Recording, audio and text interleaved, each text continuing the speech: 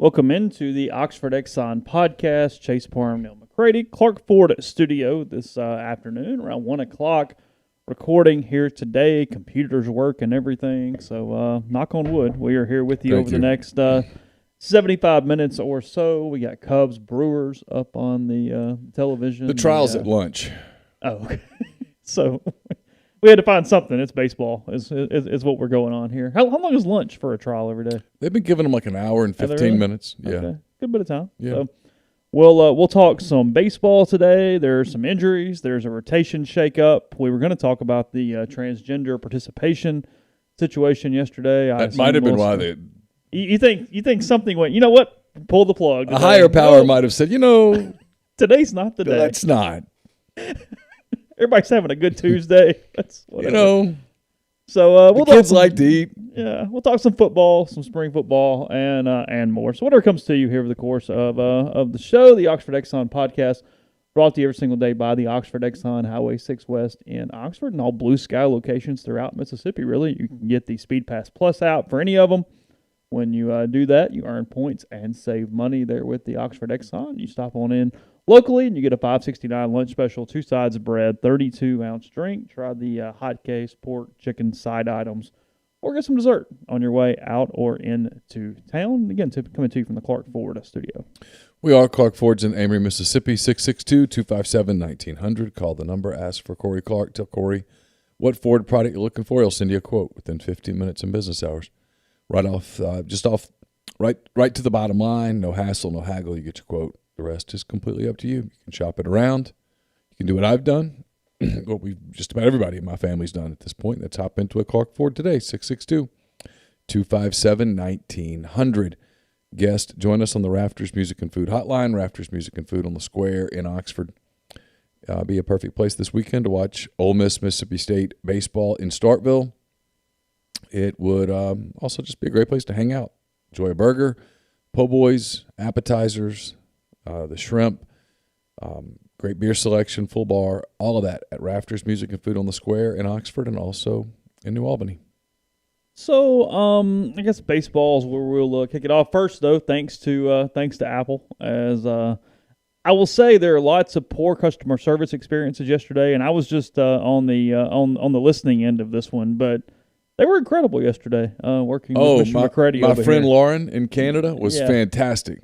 I mean, patient, helpful. She was great, man. Awesome. And after you left, she was with me for another hour. Oh, was it that long? Yeah, because we had to fix both computers. Everything was on the laptop, and then we moved to the big control center, if you will, the iMac Pro, and we're probably going to reconvene on Friday to try to make sure that we've got it all fixed.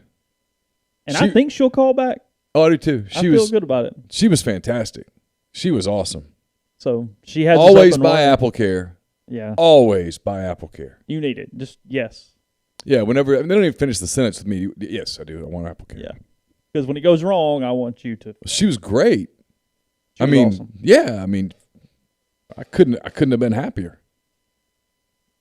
She got on. She accessed my phone, which is this crazy part. They can access everything.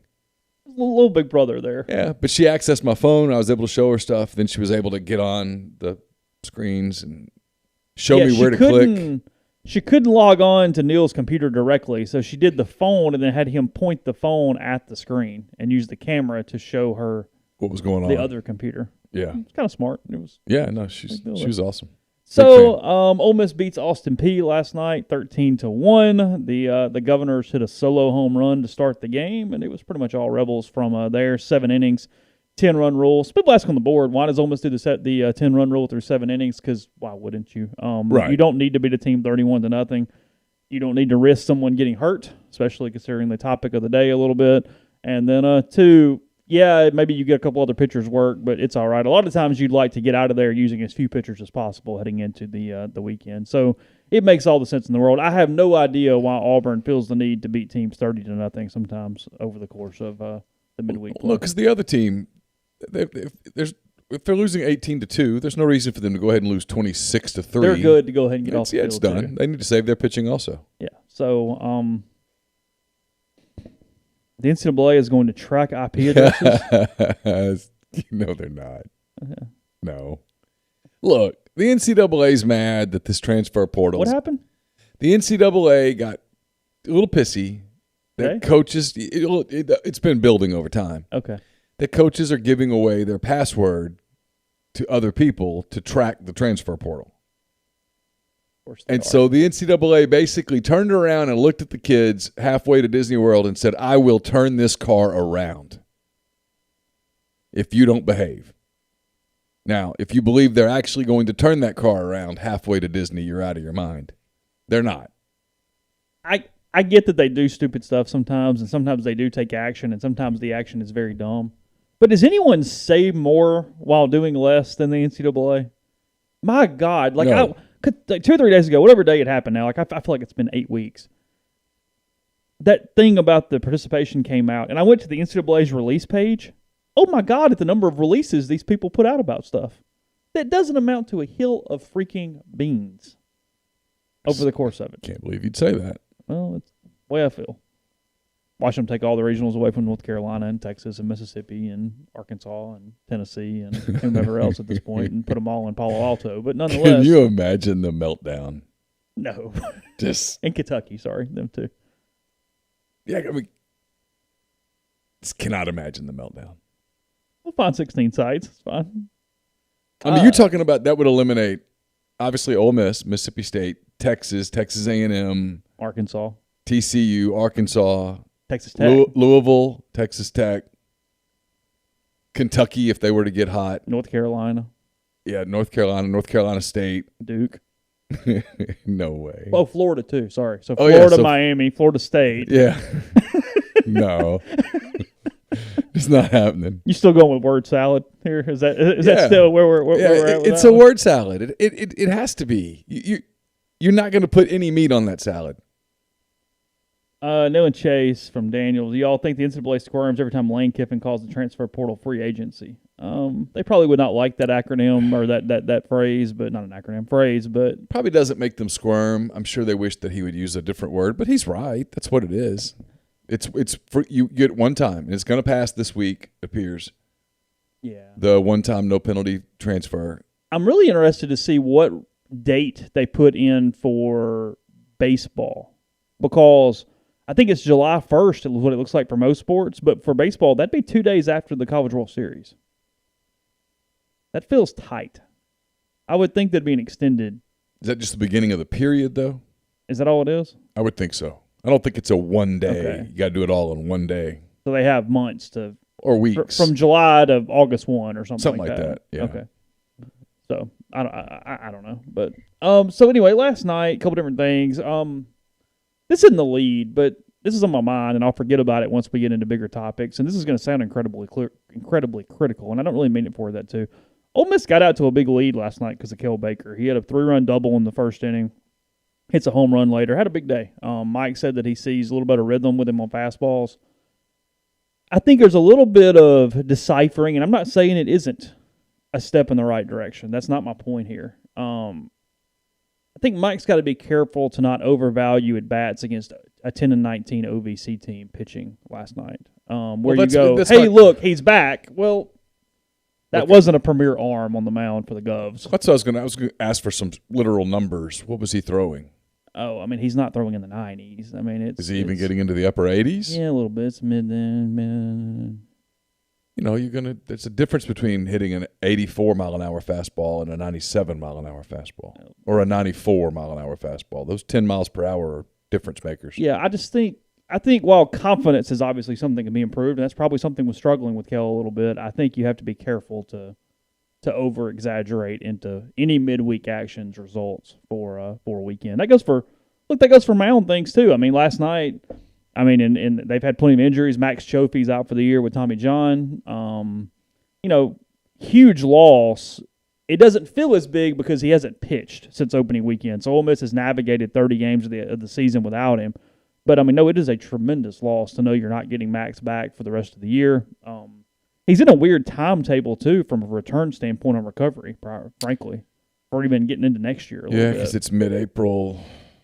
Yeah. Yeah. He's going to struggle by February to be 100%. Oh, yeah. Would be hard to be. I don't see how you could. Yeah. His goal would have to be 100% by this During the time year. next year. Right. So, they found Jack Doherty, or not found, that was kind of a joke, but Jack Doherty comes out of nowhere last night, the freshman from Collierville, 6'4". And Mike was great in the postgame about it. He was very honest. He said that Doherty was 86 to 89 during the fall, kept working, took the months, said, when you know a kid's probably not going to help or you're just getting him spot innings, you're better off redshirting him. And he said the reason is not for the extra year. It's that kid's not preparing completely to maybe throw an inning here or maybe throw an inning here. Instead, Doherty the entire time has been able to throw bullpens on Mondays, throw control scrimmages on Thursdays, and then on go to the gym on Saturday or work out or do weights or do whatever he needs to do individually instead of just wondering if there's just pieces and pieces and pieces for him. As the season moves on, you look up this week, Ole Miss has needed some extra bullpen arms. They give Doherty an opportunity. And again, it's Austin Peay. We'll see what it looks like moving forward. But from a stuff standpoint, it was really, really good. He was low to mid-90s yesterday. The velocities ticked up that much. Mike called a good game for him. There was no waste pitches. It was just boom, boom, go get them, throw strikes. And now that's, again, probably the opponent a little bit the reason there. But I thought there was a really good rhythm with Doherty on the mound. The breaking stuff was good enough. It was worth a peek. I'm curious to see what he does with him next because I thought the stuff was pretty real yesterday from Doherty in a first appearance. So I don't know. Maybe Ole Miss found something kind of out of the blue there. Maybe somebody popped up and it's worth exploring. Well, look, every bullpen role is available except for Taylor Broadway's, if we're honest. Now, I know Austin Miller's going to pitch. I think Wes Burton's going to have an extended role, at least for a look. Jackson Kimbrell's going to pitch because he's the only left-hander you have in the bullpen, and Kimbrell's done a nice job. But as far as, hey, we use this guy in this situation or whatever, who knows? So McDaniel's going to start Sunday. That is correct, yes. So the question now becomes, what do you do with Derek Diamond? Do you make him a midweek starter, or do you experiment with him in the bullpen? I experiment in the bullpen. Mike has not alluded to what he plans to do with Derek at this point, and frankly, there aren't many midweek games left, so you don't have to worry about some slate of it. You left out keywords there. Yeah. Are there any midweek games left that matter? Well, there are no midweek games that matter, period. So there's no reason to use him against whoever on random Tuesday. It's like UT Martin or something. Because today's the 14th. They're making the decision by the 10th. Yeah, you have 26 days. Yeah, so you have less than 4 weeks till the NCAA picks. I don't even know who. Obviously, I don't have their schedule in front of me, but I'm pulling it up. If there's not a game that's important, you're better off using. Because you're not playing the midweeks against Southern Miss and Mississippi State. Right. So there isn't you already played La Tech. There's not hey, this is a resume game in any capacity whatsoever. And frankly, you're not playing many games where as long as you do what you're supposed to do elsewhere, the pitching won't matter. Like last night, anyone could have pitched and Ole Miss was beating Austin Peay. It did not matter. Right. At all. I mean, they scored 13 runs in 6 innings. The rest of the way, Austin Peay last night, Little Rock next Tuesday, Arkansas State May 4th, Little Rock May 11th, UT Martin May 18th. Yeah, but by May 11th, it truly doesn't matter. From a host standpoint, it has no bearing whatsoever. So the ones before that were pretty insignificant as well. They were Little Rock and Arkansas State. So 2 games. Yeah. I'd put him in the bullpen. Well, for a couple different reasons. One, yes. 2, I think he could, if he is willing to do it,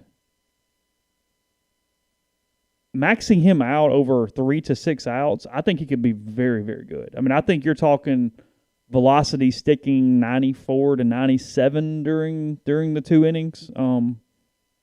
He could be a dynamo back there, frankly. You think he's capable of pitching 2 days in a weekend?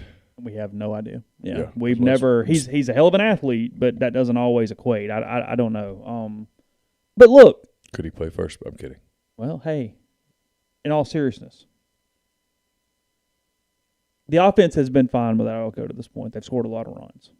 They need extra bats, though. Now that he's out of the rotation, it does at least bring that conversation into play because Mike is not hesitant to have a two-way player. He's hesitant to have a two-way player who is a starting pitcher.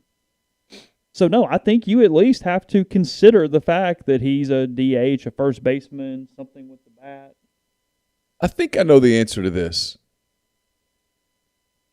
If he's a first baseman, he could come pitch, go back to first base, and then pitch again, right? In the same game? Yeah. You can't pitch twice. Why not? I don't think you can pitch twice. Can you not? I don't think so. I feel like I'm missing a really dumb baseball rule, but for some reason I don't think could you play can. second base and then move to shortstop and then move back to second base? Yeah. Then why couldn't you pitch, move to first base, and then back to pitcher? Am I wrong? I mean, I don't know. Why? Well, I'm saying if you need to do a right, left, right thing in the 8th inning of a game. So, okay, technically, let's just play this out, all right? Hold on. I'm going to say no because of this reason. Okay. Let's say that Doug Nikhazy could play right field, okay, just for the sheer hell of it. Sure. You would end up you can only do it like once or twice because you're going to run out of position players. Because somebody has to come. The guy you're taking out is not going to first base. Right. Whoever comes out is out. So you would do this twice, just even though you're burning 2 other dudes. Yeah. I'm talking about late in the game, I'm bringing in a left-hander to pitch to 2 guys. Okay.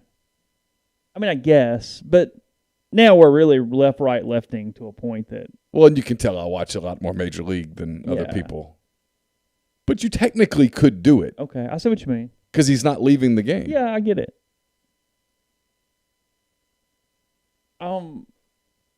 Sure. But yes, I mean, the bigger question of that is, could you just play him at first base and then bring him in for the bullpen? Absolutely. Yeah, absolutely. Right. You had him another glove. Kind of what I was getting at. Yeah, 100%. Can he hit well enough to contribute to a lineup? He hit really well in the fall. That's what I got. What does that mean? All right, so Justin Bench didn't play last night. Yeah, hold on. I feel like I have something else here. Okay. I'm just thinking this through for a minute. Yeah. Here's the thing, though. Diamond, this is contrary to thought because I don't think it's where he's perfect at. Contrary to thought is you have a starter going to the bullpen so he can also be lengthened and be a middle reliever or a long reliever or whatever. Sure. But I don't think that's how you best optimize his bullpen time. I think you optimize his time in 1 to 2 innings. If that is what Mike ends up deciding to do, somebody has to take on that long relief role or that mid-relief role that Drew McDaniel was doing because he's no longer doing that role. So I'm curious where Mike tries to stem that moving forward because now you're losing a fairly big piece of your bullpen. Well, you're really gambling that your starting pitchers can go give you length. That's what she always said. Go ahead, insert joke. Oh, but but now you're really banking on it. Because when you take McDaniel out of the bullpen, you put him in the rotation, you don't have the long guy anymore. No. He doesn't exist on the roster. So it makes you ride your starters longer. Oh, recipe here. Or you wave the white flag, which would be hard to do after watching a team come back from 11-0. You've got 27 innings in a weekend, and Ole Miss needs to have their starters do at least 18 of them. Yeah. And frankly, more like 20 in a perfect world. Yeah. Because I just kind of have a hard time putting it all together past that, figuring out where they're coming from, figuring out what is optimal at that point to get to 27. This weekend could really be kind of interesting. Arkansas was interesting in some ways, and this is interesting in a totally different way. This has the makings of more of a low-scoring, grind State it out. doesn't hit a ton. They don't hit like Arkansas does. No. And they pitch better than Arkansas does. They do. Quicker games, you would hope. Now you jinxed it. Nah, I don't believe in it. Like, everybody got all mad at the Ole Miss account for saying something about a no-hitter the other day. And it's like, quit. No, come on. I mean, come on, he'd thrown 100 pitches through 4. He wasn't getting a no-hitter. And a combined no-hitter, you can't jinx one of those. No, those don't count. They don't count. They count, but the jinx doesn't count on that. The only way because you don't not talk to the reliever when he comes out in the dugout. Right, because there might be 4 of them. Yes, I'm saying. Yeah, no. John Doe coming out after the 6th and is the first relief guy. Everybody's like, hey, avoid him. He's hot today. No, it's not like the cat for the Padres the other day who's throwing a no-hitter and he's going to get a shot to go the distance. No, if the starter's leaving in the 5th with a no-hitter, no. The 9th inning was the perfect kind of for love with the game thing too, because that second batter hit a seed at the second baseman. It's those are needed. Yeah, you got to have 1 or 2 of those at times during the game. That ball was 110 off the bat. It was and it was okay. 2 feet either way. Yeah. Yeah. So, anyway, But yeah, we'll talk about Justin Bench in a second. We'll tell you about Community Mortgage, Oxford, Memphis, Soto County, and Chattanooga. Underwriting and processing is done in Memphis. You're getting local underwriting and understands your market. A leader in condo financing, the float down option, and more. You can find Jason at 662-234-2704 or JLOWE at communitymtg.com. We're also brought to you by Joey Erickson, Herring Gear Chevrolet. Let him help you find the vehicle you're looking for at a price you can afford. Choose from a full selection of new Chevy vehicles. Get a great deal on numerous brands of reliable pre-owned vehicles as well. Just give Joey a call or a text, 662-571-2367. Let him know what you're looking for. Or stop by 1685 High Street in Jackson to test drive that new or used vehicle you've been wanting. Let him earn your business. With any purchased vehicle, just mention the Oxford Exxon Podcast or the Soft Verbal Podcast. Get $50 gas card. We're also brought to you by The Rogue. We'll have a watch party on Friday night. What time's that first game, Chase? I think it's 6, but I'll look in a second. Okay. It's brought to you by The Rogue. It's your destination for fine men's clothing. Their stylist hand-select pieces from top designers. Work to lifestyle to nightlife. There's the perfect something for everyone at The Rogue. All the best items from Peter Millar, Martin Dingman, Jack Victor, Halsey, True Grit, and more. It's 4450 I-55 North in Jackson or at therogue.com. Also brought to you by our friends at Blue Delta Jeans. They make the best fitting, most comfortable jeans in the world because they're uniquely made for you and only you. Raw denim jeans, custom fit, hand-tailored in Tupelo, Mississippi. One size fits one at BlueDeltaJeans.com. Double Decker, not happening this spring, but Blue Delta is happy to present the Blue Delta Blues Alley on April 23rd, 24th, the weekend of the LSU home baseball series, also the weekend of the Grove Bowl. Friday night, Joe Austin and the Tallahatchies will play from 4 to 6. And then from 6 to 8, it'll be Grammy Award-nominated Jimmy Duck Holmes, the proprietor of Blue Front Cafe, the oldest surviving juke joint in Mississippi. And then on that Saturday, Joe Austin and the Tallahatchies will be back from 2 to 6 for an afternoon of music. So go out to the Blue Delta studio, have a good time celebrating Oxford. And Rebel Grove listeners can redeem 10% off using Rebel Grove in the Oxford studio. And we are brought to you by our friends at Alpha Specialties. Alpha Specialties located at 1670 Highway 80 in Pearl, Mississippi. They are your trailer-specific professionals. If you want to haul it, they can call it. It's the premium trailer dealership in Mississippi. They've got Load Trail. They've also got Hallmark cargo trailers. They also can work with third parties to have game day trailers and concession trailers built just for you. For podcast listeners, they've got spare tires and wheels starting at just $100. They've also got, you can get 10% off a yearly trailer service and inspection at Alpha's full service shop where they repair all types of trailers. So give them a call, 601-932-9798, or check them out at alphaofms.com. So Mike said last night Justin Bench was not in the lineup, and it was not just a typical day of rest. Really credit to him. Mike was full of information that was incredibly honest last night. Not that I'm overly surprised, but just there was so much going on. It was kind of like, oh, like he just kind of kept. Because let's be honest, he could have kicked the ball down the street a little bit on the rotation stuff. Sure. I mean, that was not necessary to give us on a Tuesday night by any stretch of the imagination. Appreciate it, though. That's fine. All Sure. good. Yeah, sure. But he said that, it's not just a rest day, that Justin Bench is dealing with some back issues that popped up on Monday. He said where the injury was, but whatever, somewhere in the back, and that he was seeing, I believe the quote was another doctor today, which means there are at least two. That's not a good sign typically. Second opinion? All I got. He said that he hoped he was available this weekend was the term used there. I don't know. I'm checking. Medical information's kind of hard to come by. I don't always kind of get that, so we'll see. But look, Neal and I were discussing it earlier today. The loss of Justin Bench by itself would be an enormous loss for Ole Miss. The loss of Justin Bench after losing Tim Elko is catastrophic. Let's be honest. You're talking about another spot in the lineup. You're talking about your most versatile player by far. He can play literally anywhere on the field other than catcher. He's having a hell of an offensive year. He gets on base. It would be a very tough blow to overcome if you lost him for any considerable time whatsoever. I don't know. I mean, I really don't know how else to say it. They would. Plumlee would have to play every day. You'd have to have some flexibility to move McCants around. I'm laughing at this screen right here. Watch this pitch from Arrieta. Arrieta gets 3 inches off the outside corner. When Major League pitchers get 3 inches, they're unhittable. They're not hittable. I mean, that's like a Tuesday for Glavine back in the day. That's just kind of what he got. I mean, Yeah. They would get mad when they didn't get it. Yeah. Anyway, sorry. I didn't mean to interrupt. That's what he looks like he could be hell at like beer league softball, doesn't he? Dan Vogelbach, didn't you know he destroys beer league softball? Do you know what that dude would do to just some slow pitch softball? Well, he's left-handed. If you're the first baseman, you're like, oh, hell no. I'm going to look at this. I'm going to right field right now. Deep right field. I mean, in all honesty, if you're the first baseman in slow pitch softball, where do you stand? You do back up off the infield, don't you? No, I'm going to right field. If he hits a single, he hits a single. He's not hitting me. So if he hits a ground ball to third, you can't get to. So? He ain't hitting a ground ball to third. I mean, what are the odds? Not good. No, I'm playing deep right field. Is he the first overall pick in beer league softball? Looks like it. He's definitely the first guy I'm sending off the bus. He looks like a beer league softball guy. I mean, look at that. He's so big in the middle that his belt's bent over.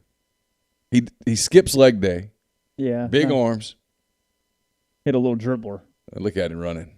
You got all day. They were playing a shift, even at that level. They didn't think he was going to go the opposite way there too often. I wonder what former Ole Miss players have just torn up City League softball once they finish. What I was just thinking was, look at Vogelbach. This is the beauty of baseball, right? Yeah. Because you don't see these guys. Like a guy like Vogelbach's never playing in the NBA, and really doesn't play in today's NFL. Vogelbach versus Arrieta. Arrieta is built like a damn brick house. Yeah. And Vogelbach looks like, I had some donuts and beer for breakfast. Sorry.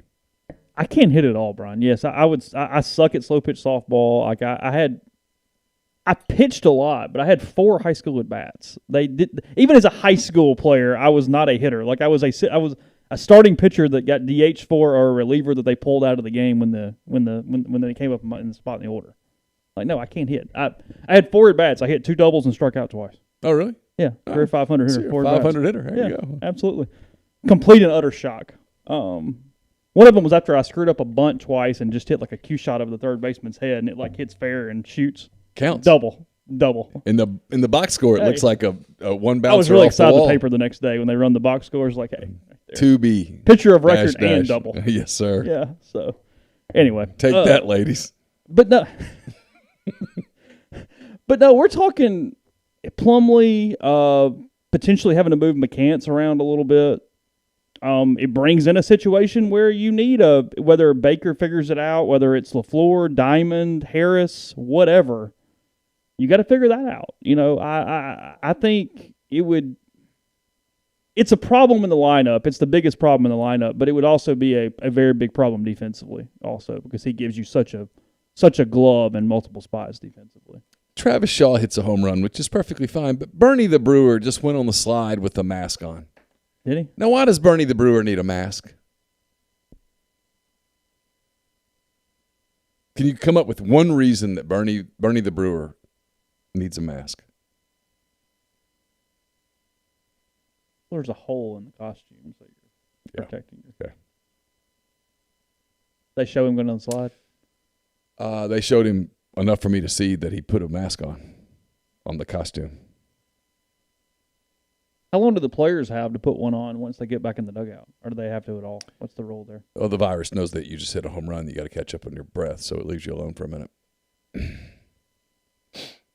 Oh.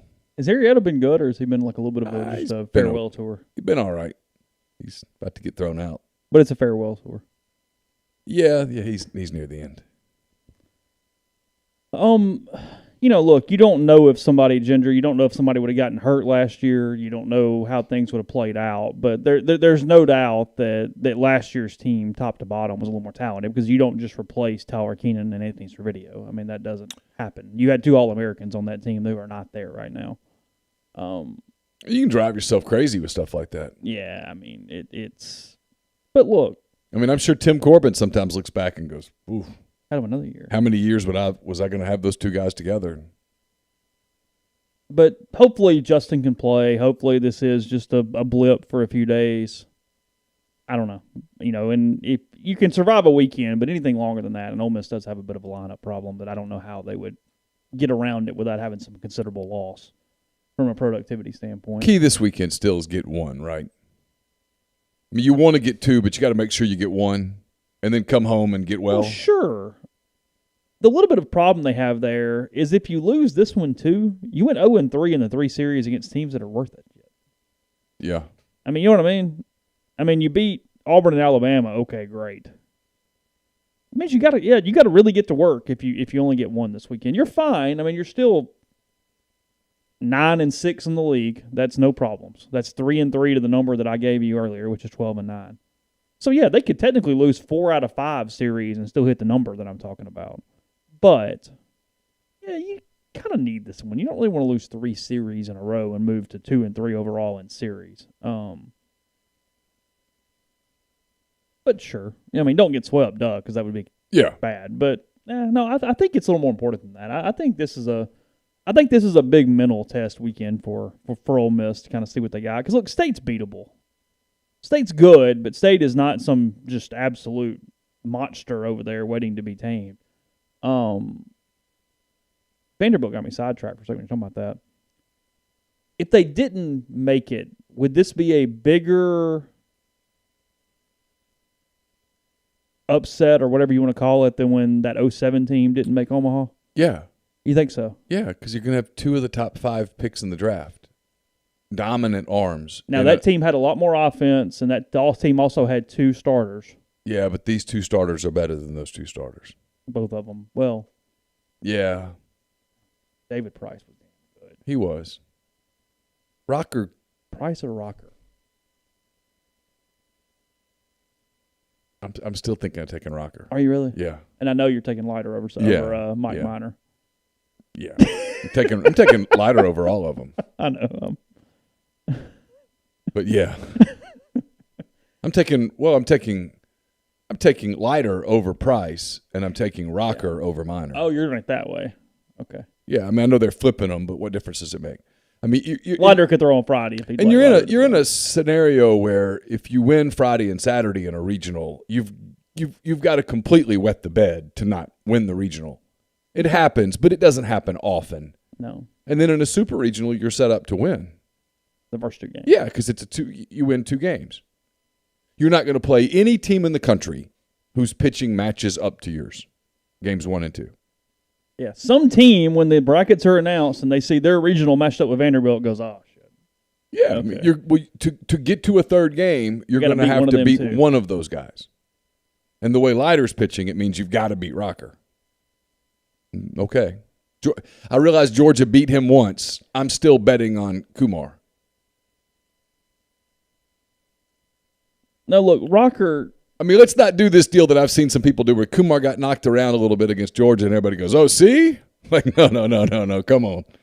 He's still capable of absolutely taking the baseball. Everybody gets popped around once or twice. Ole Miss beat the hell out of Casey Mize that day. Casey Mize still a good pitcher. Yeah. By the way, congratulations to Casey. Got his first Major League win the other day. Yesterday, maybe? Or day before? Okay.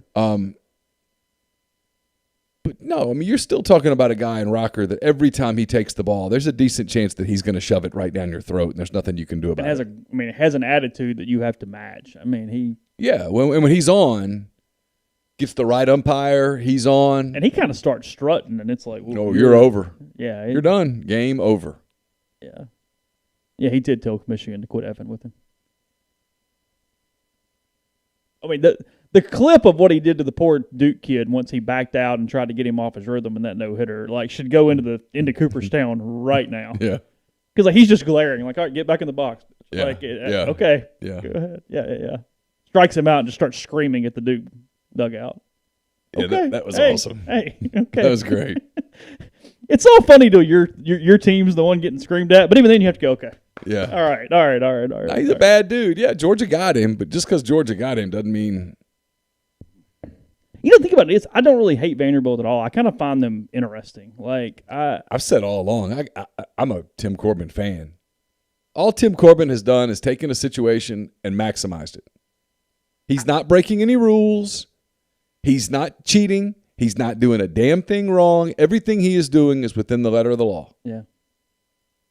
And kids keep coming to play there, and his former players, and to me this speaks volumes about Corbin. His former players go there to train in the offseason. Yeah, they do. If they had a bad experience and they didn't like him, they wouldn't be back. Can't avoid that. You can hate Corbin, you can hate Vandy, but that speaks volumes. The Whistler is the worst part of Vanderbilt. Yeah, I get it. But now you're talking about, quote, end quote, hate a team because of a fan or because of their fans. I don't ever do that. It's interesting to me that Vanderbilt Cardinals hasn't made him stop. Yeah. I hadn't put a lot of thought into it, but unless Corbin for some reason thinks that it gives them some advantage. Because he's had to evaluate it in his own head. Is this worth it? Yeah. Because he gets sick of him too.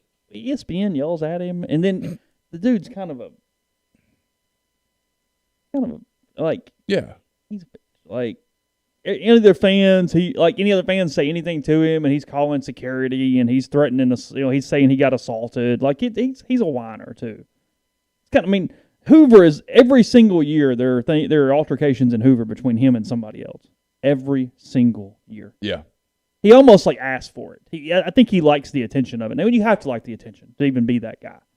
You're not the Whistler without enjoying stirring shit up all the time. Right. That's the only way you even get to that. He's a troll. Yeah, 100%. Yeah. And the calisthenics thing is kind of obnoxious, but whatever. Yeah, to me that's more funny than it is anything. Like every time I've seen it in person, I giggle. Really? Because the first couple of times I asked you, what are they doing? Calisthenics. And you're like, oh, they're doing calisthenics or whatever. And I laughed. I'm like, that's just. They do it every time. They're sort of in on the joke a little bit. Well, and they're picking at your scab. They are. And for whatever reason, it was amusing. Vanderbilt and Louisville, more than any team in the country, and frankly, Ole Miss and Arkansas have gotten this way. Come on. Ole Miss and Arkansas both. I watched the games on television. They were both super chippy. That's what I'm saying. Let's not act like either one of those teams was like the picture of sportsmanship. And I have no problem. Nobody's like the Steinbrenner Yankees that it's just a game. They didn't do anything crazy wrong. Nobody was headhunting. Nobody did anything that was hurting anybody. But the point being, if you're an opponent and you don't know how to handle it or manage it, they will get in your head. Yeah. They will get you off your game with the stupid shit they do. Yeah, it's why I don't think. To me, the Ole Miss-Arkansas series was super entertaining because I don't think either team was remotely bothered by the other. They're the same. I know. That's why they hate each other. They're exactly the freaking same. But, they weren't even like. Nobody was threatening to fight. It wasn't like Ole Miss and Vanderbilt actually throwing some punches. More the fans doing all the talking. The fan bases are nuts. Yeah, the two teams were kind of. Well, I don't know what causes it. And I think you might see a little more of this if you had a male at Arkansas. And we know this because you've dealt with it on a personal level and a professional level too. That Arkansas internet community is some crazy. of the weirdest people in the history of the world in their own ways. They're psychotic. Yeah, so it creates this odd social media thing where it's like. Well, it's like people come to me like, I can't believe. I'm like, man, I have girls, and all of their friends are girls, and none of those girls are psychotic about sports. Like, there was one here that was a big fan, and when Kevin Copps came in on Saturday in game 1 before they left to go for game 2, she's like, oh, there goes Kevin Copps. It's over. And you're like, you know that? I'm like, yeah, I was kind of impressed, And she was right. When he's on, it's over. Yeah. But yeah, they weren't. They came back from the game going, that was awesome because it was fun. It was an environment. I don't think Campbell could pick Lyle Lockhart out of a crowd. No, hell no. No way. No way. Maybe his girlfriend or something. Yeah. Sure. All right. We'll continue our conversation in 1 second. First, say about Northeast Spark, NESPARC.com. 2 packages, the Ignite 100 Mbps or the Blaze, the 1 gig that powers the Clark Ford studio. Your hometown team bringing you world-class broadband, serving people across rural communities. 662-238-3159. Phone services available as well as parental controls, network security, and more. Find out if they're in your area. They're all over town now. And let them be installed for you. Again, nespark.com, 662-238-3159. We're also brought to you by the law firm of Bain, Moss & Bowen, located in historic downtown Corinth. Their firm practices a wider range of law, from DUI defense to car wrecks to representing government entities, Bain, Moss & Bowen's the only firm in Mississippi made up of a sitting state legislator, a former assistant district attorney, and a former circuit court judge. That experience is unmatched in that regard. You can tap into it by visiting them at 618 East Waldron Street or call them at 662-287-1620. I've got a mailbag up on the site today. It's brought to you by Whitney McNutt of Tommy Morgan Incorporated Realtors, serving you for all your real estate needs in Oxford and Tupelo. Whitney sells condos, land, commercial, and residential family homes. 662-567-2573, 662-842-3844. And we're brought to you by Oxford University Bank, OUB, locally owned and operated right here in Oxford. When you deposit money at OUB, that money and the vast majority of the bank's profits go right back into the Oxford community. OUB also offers its customers the absolute best cash checking account. It's called Kasasa, and with Kasasa, OUB will pay customers 2.5% interest on their balances up to $50,000 and refund ATM fees nationwide. They also offer online bill pay, mobile check deposit using their online app. To learn more about OUB, go to liveoxfordbankoxford.com or call 662-234-6668. And we're brought to you by Grenada Nissan. If you're in the market for a Nissan vehicle, Grenada Nissan's the place to go. They have a complete selection of new and previously owned Nissan vehicles, great lease deals as well. Phenomenal service there at Grenada Nissan. It's GrenadaNissanUSA.com. So I guess where we were going yesterday, quickly here, I don't have a ton of hot takes, I don't think, but so let me find it. I had it up yesterday, and we had computer issues, and the transgender participation release sent out by the NCAA. Here it is. It was still in my history. I'll just read it verbatim, and then we'll go from there. It says, the NCAA Board of Governors firmly and unequivocally supports the opportunity for transgender student-athletes to compete in college sports. The commitment is grounded in our values of inclusion and fair competition. The NCAA has a long-standing policy that provides a more inclusive path for transgender participation in college sports. Our approach, which requires testosterone suppression treatment for transgender women to compete in women's sports, embraces the evolving science on this issue and is anchored in participation policies of both the International Olympic Committee and the U.S. Olympic and Paralympic Committee. Inclusion and fairness can coexist for all student athletes, including transgender athletes at all levels of sport. Our clear expectation as the association's top governing body is that all student athletes will be treated with dignity and respect. We are committed to ensure the NCAA championships are open for all who earn the right to compete in them. When determining where championships are held, NCAA policy directs that only locations where hosts can commit to providing an environment that is safe, healthy, and free of discrimination should be selected. We will continue to closely monitor these situations to determine whether NCAA championships can be conducted in ways that are welcoming and respectful of poor participants. It said nothing from a standpoint of what tangible things will happen, because a couple parts of this are interesting to me.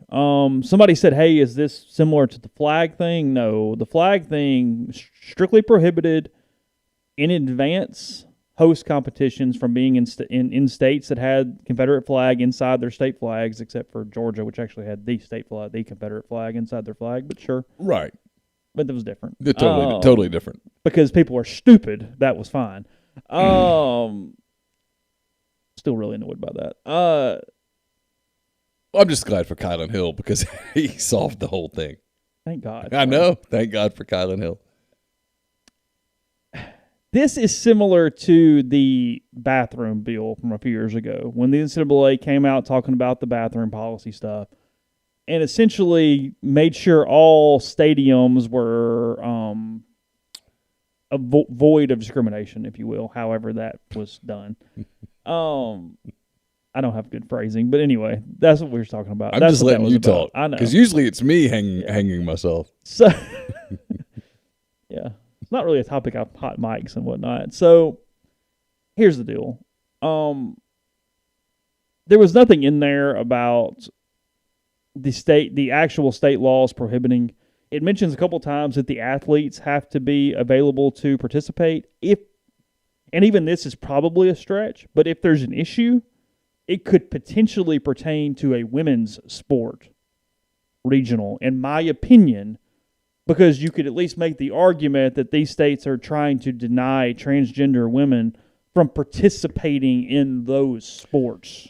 Trying to deny a transgender woman from playing college softball. People who were born with male genitalia playing a female sport. Correct. Yes. Right. That is correct. That is, and even that interpretation I have not seen anywhere. I'm just saying, even in the most liberal sense, that's how I would interpret what was actually said from a reading the word standpoint. People saw headlines and just immediately freaked out without actually reading the release. No. I know, it's damn. Are you serious? Yeah. And in today's media? Well, it was my favorite part, honestly, of the NCAA Ole Miss thing. We're all over the place, but it's fine. The NCAA Ole Miss thing, on those 2 days where they released all the documents, and like Neal and I open them, and like we kind of have a strategy. It's like, hey, you read 7, you read this or whatever, and in like 90 seconds, like Dan Walker or somebody goes, da, da, da, da, da. It's like, no, you haven't read shit. No way. There's more minutia in this thing than because we took 90 minutes to read it. Oh yeah, it was just on and on and on and on. Like, it's like really digging in. Yeah, and like within 5 minutes, just hot takes. It's like, okay, yeah, you whatever. But point being, Ole Miss submitted their bid this week for regionals and super regionals. It had to be released. Was it April 12th? Yeah, 12th, Monday. Yeah. I have not heard of any hiccups pertaining to anything related to this topic in a prohibitive way.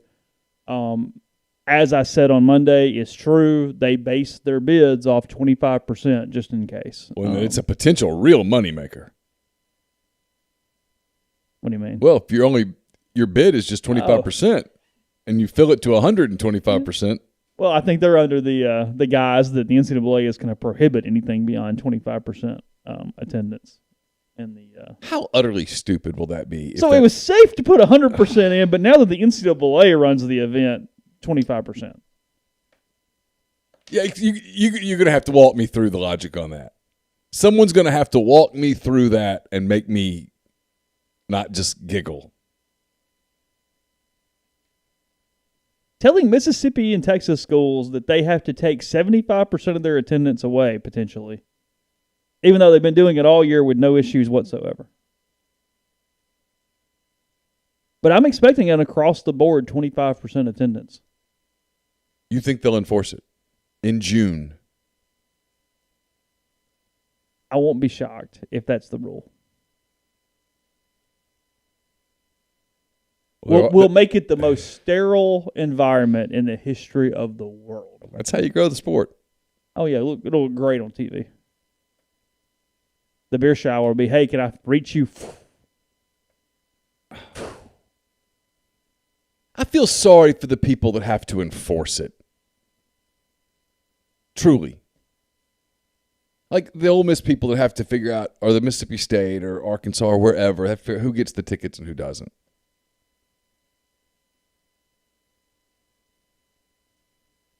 That's why I said if you're going to do the 25% thing, I'd almost just go, you know what, screw it, we'll go somewhere.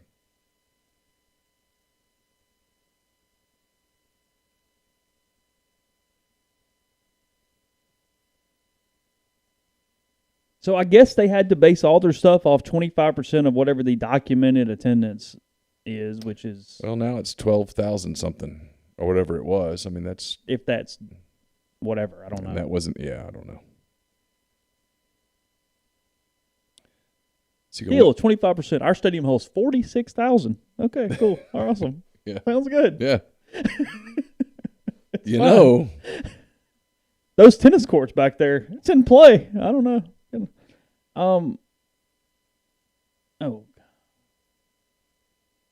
Are they really calling them that? Not, I hope not. I refuse. I'm not taking the Come bait. on. Nope, not taking the bait. I'm done.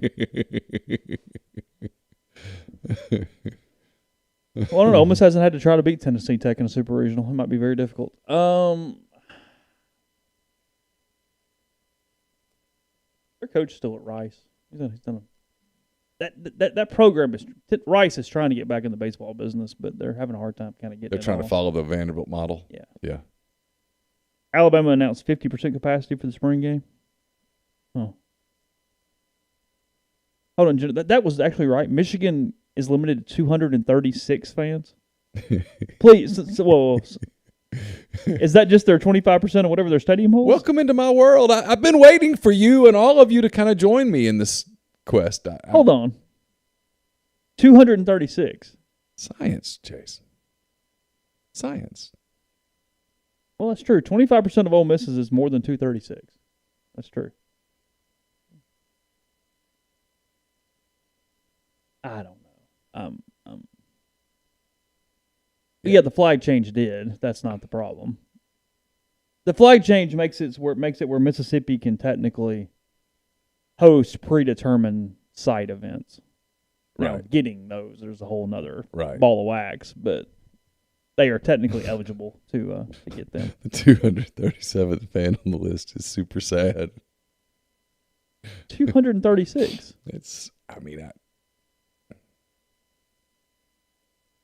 So you think they're not going to do this? You think they're going to open it up? You're giving the NCAA credit to completely open this thing up.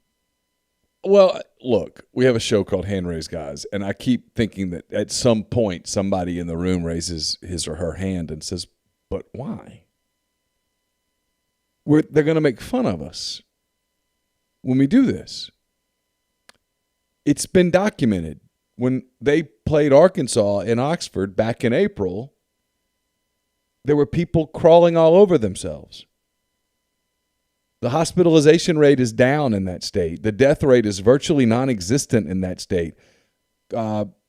Vaccines have been available to anyone 16 or older for 3 months now. Why are we doing this? Are we doing this only for theater? Because they're going to call us out on it.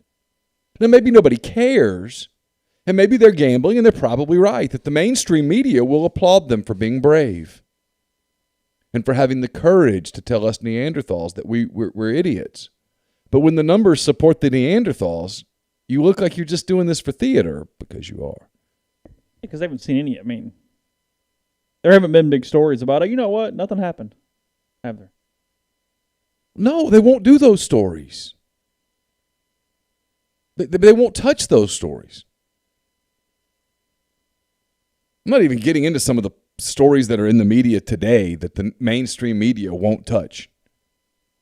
That flip the script and they'd be all over those stories. But in this case, there's literally evidence that you can do it and it doesn't hurt anything. So when you say, nope, can't do it, it's theater. That's it. Pure theater. And so there's a part of me that thinks there has to be somebody who sits in that meeting and goes, man, we're going to get killed for this. This is dumb. You're with me, however, the participation thing will not actually impact anyone in June. Because of the same thing I just said. Because I think someone sits in that meeting and goes, okay, when we do this and we create this firestorm, how do we... frankly, is not just a one-year firestorm. If you're doing this, Right. It is forever. How do we put this firestorm out once we start the fire? Yeah. Barring legislative change, you are prohibiting 5 of your 8 biggest baseball states in the country? Yeah, so my question, if I'm sitting in the room, would be, okay, so once we start this fire, it might be really hard to put it out. Yeah. So here's the thought. Y'all are willing to kill 12 of the top 25 programs in the country. Yeah, so here's the thought. Let's not start this fire. Yeah. Let's put the match away. Do we really want the NCAA, do we really want these state legislators? Because here's what's coming when you do this. The state legislatures start going against, they start fighting you. I mean, you do this to Mississippi. We saw what happened the last time Ole Miss and Mississippi State sort of bounded together. Thanks to Kylan Hill, came together, and I mean, they acted pretty quickly. That's a pretty strong deal. You don't think this would be met with some aggression in the state of Arkansas, do you? You don't think this would be met with some aggression in the state of Tennessee?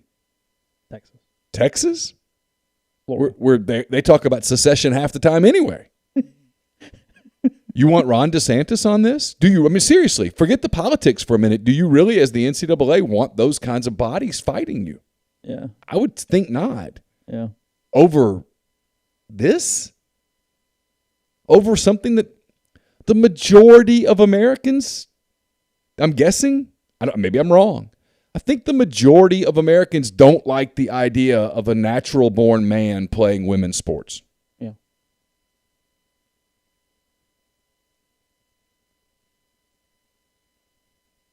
And the evidence to it to this point has been very one-sided against it being fair. You had the wrestler in Texas and some instances where it certainly was not a completely equal situation. I mean, if you're the NCAA, you do have to pick your battles. Mm-hmm. Is that really a battle worth fighting? Is the COVID attendance policy a battle worth fighting? It's more likely they'd fight that battle than the other. The other's just got war written all over it. And frankly, a war they might not win. Yeah, I don't know that 70% of the population will get vaccinated. Well, they won't. That is a very high number. They won't. Yeah. That's a number that I'm not sure can be reached. So, we'll talk about something in a minute. Before we do that, I'll tell you about Visit Oxford. Visit oxfordms.com. Go to the events page. See everything going on locally this week and every week. Ole Miss baseball returns home next weekend to host LSU. The double-decker bus tours, 3 o'clock and 4 o'clock there in front of Visit Oxford. You can register and reserve a time for those, as well as Tunes Around Town. That's from 5 to 7 on Saturdays. Throughout the spring, music acts at 4 different spots around the Oxford Square, including many more activities going on next weekend for the spring edition of the Oxford Pop-Up there with Visit Oxford. So again, visit oxfordms.com/events. Podcast also brought to you in part by John Edwards of Regency Travel Incorporated in Memphis. He's part of Virtuoso. Its worldwide network of travel partners allows him to supply his clients with added values, unique benefits simply not available to other travelers. Now would be a really good time to get in touch with John if you're thinking about traveling this summer, if you're thinking about doing something holiday time, thinking about doing something next year and you want to cash in on this year's prices. You can do all of that by getting in touch with John, give him some parameters, give him a budget. He'll give you options, and no, you don't have to live in or near Memphis to take advantage of his services. 901-494-3387 or jedwards@regencytravel.net. First-time clients can save $50 off their first booked trip just by telling John you heard about Regency Travel on the podcast. We're also brought to you by Pinnacle Trust. Pinnacle Trust based in Madison, Mississippi. They're also home to the Pinnacle Trust 401k Advisory Services team. Get in touch with them. They'll conduct a complimentary, no-obligation benchmarking and analysis of your current 401k plan. Mention that you heard about Pinnacle Trust on the Oxford Exxon Podcast. You get 10% off your first year's fees. Also brought to you by the College Corner. It's your one-stop Rebel Shop. 2 locations in the Jackson area. In Ridgeland, it's next to Fleet Feet. In Flowood, it's next to Half Shell. If you don't live in Jackson, you can go to collegecornerstore.com, and you can find them on Facebook and Instagram as well. They have the largest selection of Rebel gear in central Mississippi. And we're brought to you by Comer Heating and Air. I had to deal with Comer Heating and Air yesterday. We're having a little bit of an issue with one of our units. Comer came right out, found it, fixed it, all good. They'll do the same thing for you. They've been doing it in the Oxford, Tupelo, and surrounding areas for more than 50 years. They are the name you can trust in HVAC, heating, and air. So get in touch with them at 662-801-1777. And we're brought to you by Layman's Fine Jewelry. Layman's at 1126 North Lamar Boulevard in Oxford. They've been serving Oxford for almost 75 years. Engagement rings, wedding rings, fine jewelry, watches, pearls, fashion jewelry, children's jewelry, collectibles, and more. Layman's is the gold standard in fine jewelry. So visit them at laymansfinejewelry.com or call them at 662-234-2777. So Bernie Madoff died today. Saw that. Yeah. Kind of going through the ESPN headlines. That was one because of the impact that had on the New York Mets, obviously, as their owners were in about a $1 billion lawsuit following that Ponzi scheme from Madoff.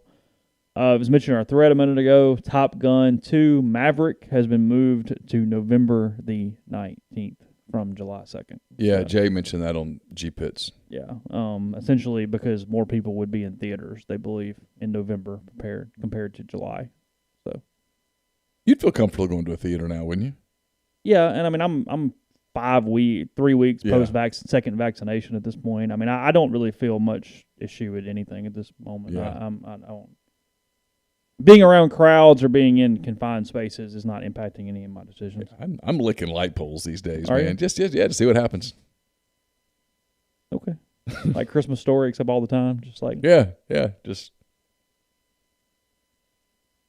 taking leftover chewing gum and popping it in. I mean, look, once I did the airplane thing that day, it was like, okay, well, that's it now. I'm good. Like I was. The funny part of the airplane thing is even before it really got started. I don't know what we're talking about the pandemic topic, but the way their filtration system is, there's been no mass spread event on an airplane at any point, right?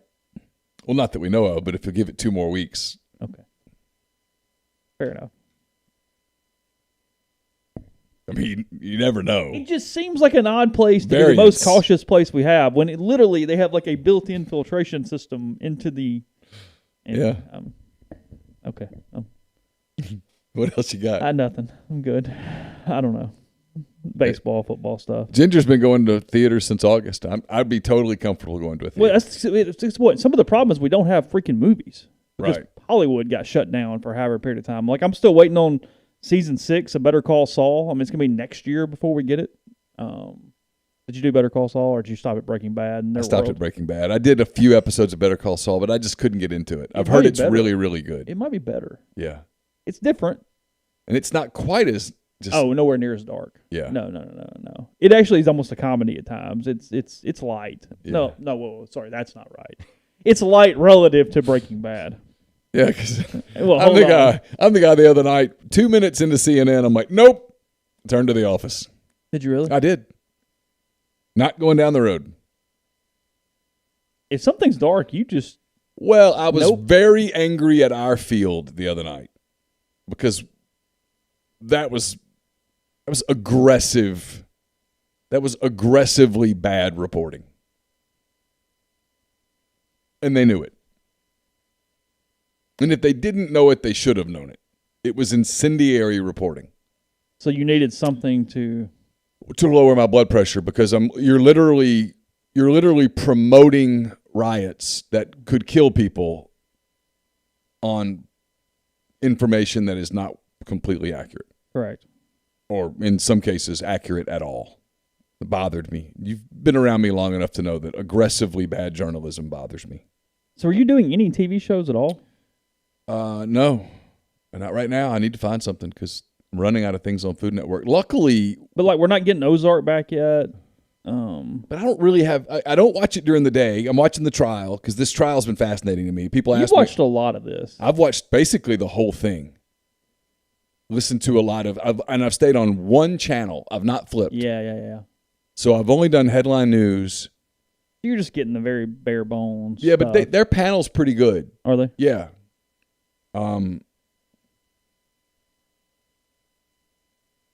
Yeah, I've gone this week's actually since the defense started, I've flipped to I think he's going to get convicted. Really? Yeah. That's interesting. Yeah, I went from thinking he was going to be a hung jury. So do you think both sides have done a poor job in their display? No, I think the prosecution has been workmanlike and gotten it done. The defense. So it's interesting. The defense attorney, and this is not political what I'm about to do before anybody goes, oh God. I'm not. The defense attorney has done the solo. He's handled the entire thing by himself. So I think he started to make mistakes. They put up a police use of force expert yesterday. Okay.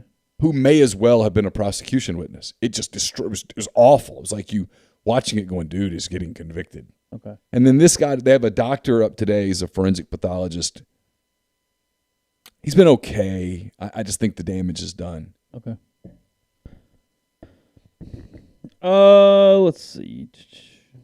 Baseball America came out with a top 64 kind of regional projection thing today. They have Ole Miss matched up with Louisville in the super regional round.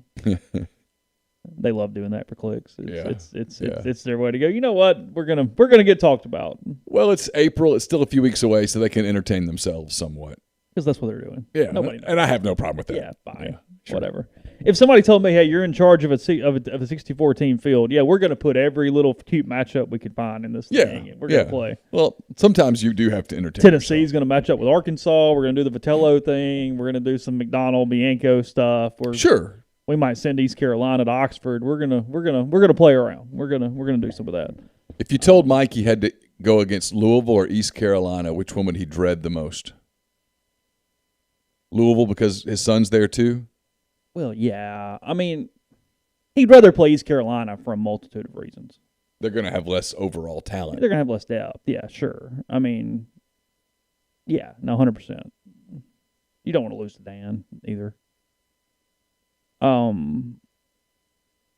National seed standpoint, Arkansas the 1, Vandy the 3, TCU the 14, Texas the 4, Carolina the 13, Ole Miss the 12, Texas Tech the 11, State the 6, Tennessee the 9, SEC. Wow, so Ole Miss is the 12? Yeah. Okay.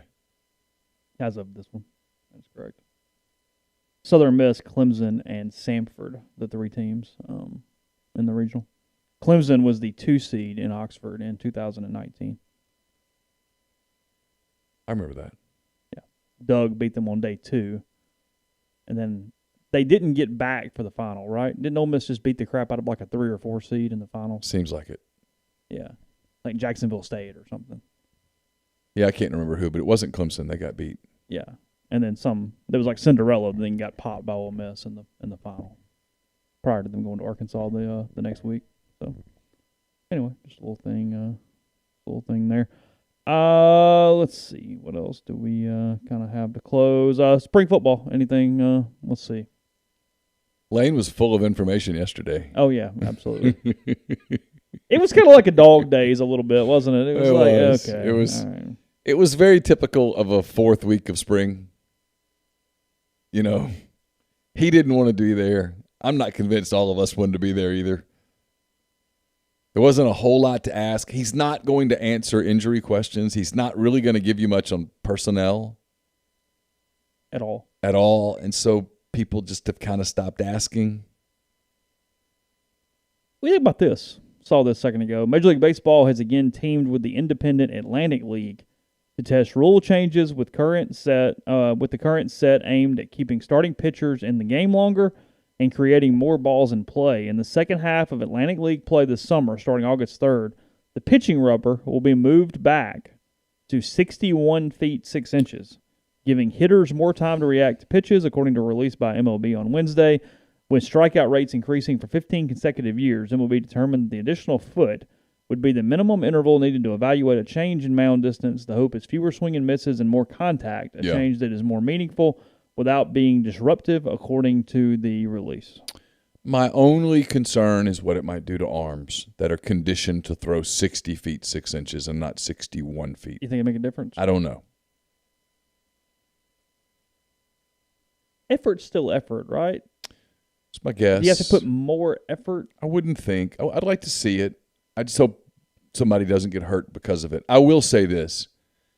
Major League Baseball right now has way too much swing and miss. They do. It's frankly a boring product. Trivia question. I knew the answer. The bound has been at the current distance since when? 1962? 1893. Oh. The height changed. The distance has been the same since 93. When the National League moved the rubber back 5 feet, strikeouts declined from 8.5% in 1892 to 5.2% in 1893, and the average increased from 245 to 280. So that's real indicative, obviously 130 years later, but sure. Let's see. The Atlantic League will also implement a double hook rule in which a team will lose its designated hitter when it removes its starting pitcher. That rule will be in effect the entire season, which starts May 27th. The goal is to see starters pitch longer in the games, creating more value for them and increasing late-game strategy. I like it. I like that. That's what I like it. Now, I like experiments like that. Like at the minor league level where it really doesn't freaking matter who wins. Yeah. I like stuff like that. Yeah. That experimenting with strategy is a good thing. I have no problem with that. DH for the starting pitcher, and then, nope, you're done. Yeah. And you get to keep the extra bat. If your pitcher can go 8, if your pitcher can only go 3, sorry, you lose the bat. Right. No, I like that. I'm completely good with that. The dude who is in the lineup to be the DH that night and only gets one at-bat is going to be a little pissy, but hey, is what it is. What you signed up for.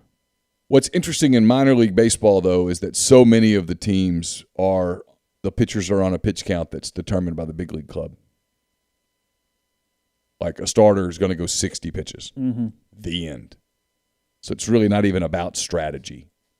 Then a couple other things as well is the Atlantic League will continue to use the automated ball strike computer umpire system that it started in 2019. Uh-huh.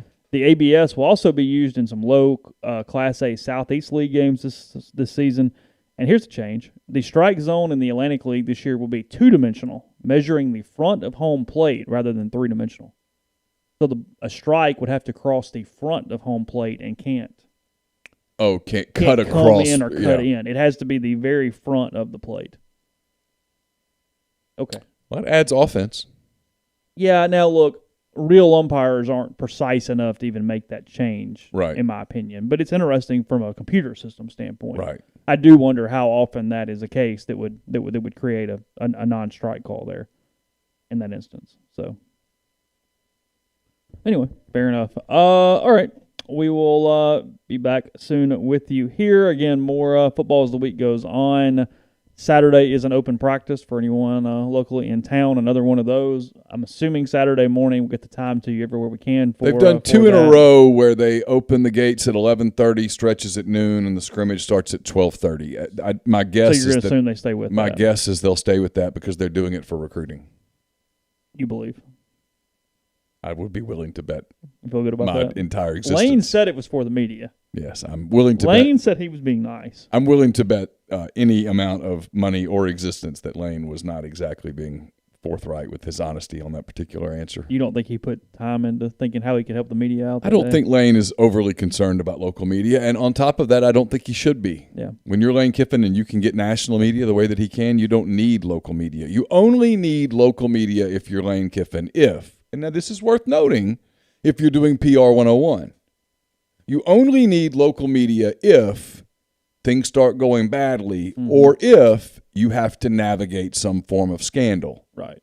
Where the national media is going to come down with their fangs looking for blood. And where And can the you get local, help? yeah. And if you alienate, and I'm not saying this is not before anybody, because we're ending on I don't want to end on a note where people are like, oh God. We're nowhere close to anything like that. But if you've alienated local media for a period of years and then you suddenly need them, most of them are going to tell you to kick rocks. Yeah. And that can be a dangerous thing. Game times this weekend are 6, 2, and 1. So anyway, thanks for hanging out in the stream. Hope you had a good time. Enjoyed the company in the stream as well. Have a good day. Talk to you later.